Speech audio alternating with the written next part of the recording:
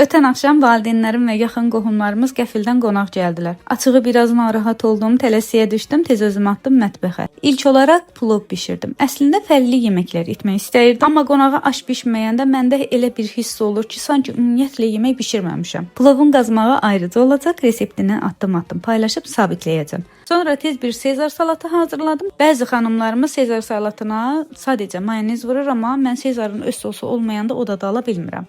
Süfrəni də hazırladım. Evə yeni köçdüyümüz üçün qablar, çəngəllər və stəkanlar tam deyil. Zamanla hamısını yeniləyəcəm. Burada isə ləvəngi yanmış görünə bilər, amma yox. Sadəcə biraz ötüb. Cənublu olduğumuz üçün süfrəmiz ləvəngisiz olmur. Yeməklərin bir qismini isə sifariş verdim. Düşünürəm ki, bəzən özümüzü yormaq əvəzinə güvəndiyimiz yerlərdən də sifariş verə bilərik. Bu arada burada Yusiflə Toğrula da xüsusi təşəkkür düşür. Çünki yeməklərin hazırlamasından tutmuş süfrənin düzülüşünə kimi hər şeydən mənə çox kömək etdilər. Çay süfrəsində isə evdə hazır olan ballı tortun korjuları var idi. Onları hazırladım. Bəs siz qəfil qonaq gələndə nələr hazırlayırsınız?